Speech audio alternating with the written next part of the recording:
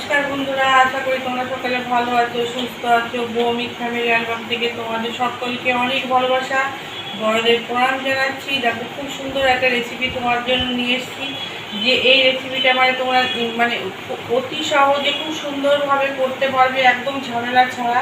আর বাড়িতে গেস্ট এলে এরকম একটা রেসিপি চটজলদি করে দিতে পারো। তা তোমরা পুরো রেসিপিটা দেখতে থাকো, তাহলে বুঝবে কত সুন্দর এই রেসিপিটা হবে। তার আগে আবারও তোমাদের অনেক ধন্যবাদ জানাচ্ছি, তোমরা যারা আমার লাইক দিয়ে আমার ভিডিওটা দেখছো, অনেক অনেক ধন্যবাদ তোমাদের। আর যারা নতুন বন্ধু যারা আসছো, তারা পুরো ভিডিও দেখে তবে আমাকে সাবস্ক্রাইব করে দেবে, আমিও তোমাদের করে দেবো। না হলে কি হবে, তোমাদেরটাও থাকবে না, আমারটাও থাকবে না। তা এরকম ক্ষতি করার কারোর দরকার নেই। তোমরা ঠিকঠাক করে আসো, আমি অবশ্যই সবার ভিডিও দেখে তারপরে তোমাদের সাবস্ক্রাইব করে দেবো, ঠিক আছে? তা দেখো এখানে কি নিয়েছি। এখানে দেখো রসগোল্লা আছে। এরকম মিষ্টি তো ঘরে থাকেই আমাদের মাঝে মধ্যে।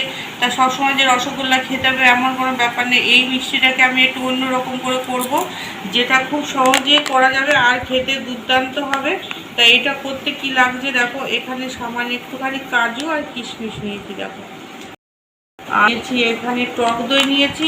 তা কাজু কিশমিশটা আগে পেস্ট করে নেব।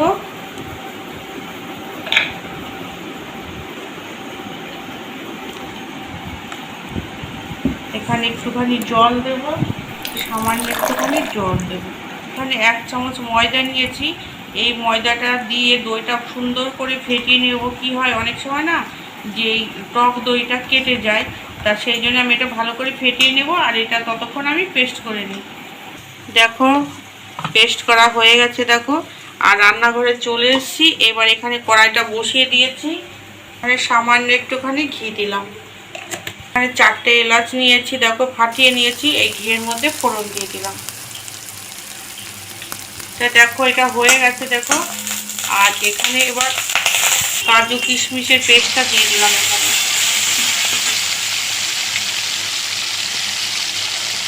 এখানে একটুখানি জল দিয়ে দেবো, কারণ সব মশলা এর মধ্যে লেগে আছে।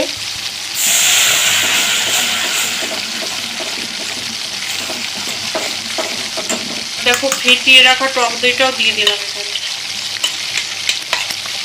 বাটিটা ধুয়ে একটু জল দিলাম।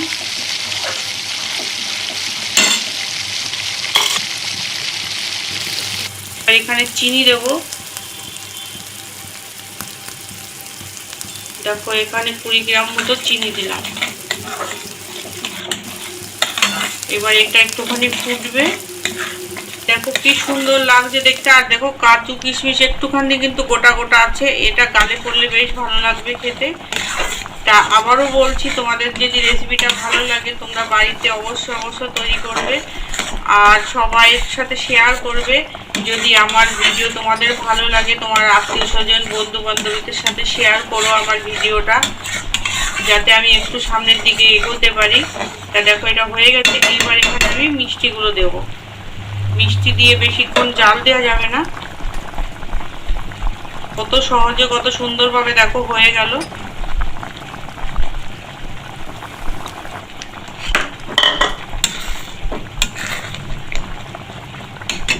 এবার সব শেষে একটুখানি মালাই, যদি তোমার ঘরে যদি দুধ না থাকে তাহলে গুঁড়ো দুধও গাঢ় করে দিতে পারো। এখানে দেখো গাঢ় দুধ দিয়ে দিলাম।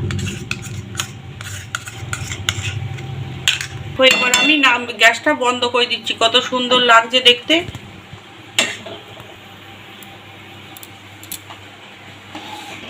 তা দেখো তোমরা, আমি নামিয়ে নিচ্ছি প্লেটটার মধ্যে। তার রান্নাঘরটা চলো খাবার ঘরে যাই, তারপরে বাকিটা শেষ করব। দেখো খাবার ঘরে চলে এসেছি, আর এত সুন্দর লাগছে কি বলবো। তোমাদের তো লোভ হচ্ছে বলো, এত সুন্দর একটা খাবার। তা দেখো একটুখানি ডেকোরেশন করব। তোমরা তো জানোই আমি অত ভালো পারি না, তবুও একটুখানি করি। তোমাদের দেখে একটুখানি লোভ হয় যে একটুখানি করি, তা সেই জন্য একটুখানি করছি।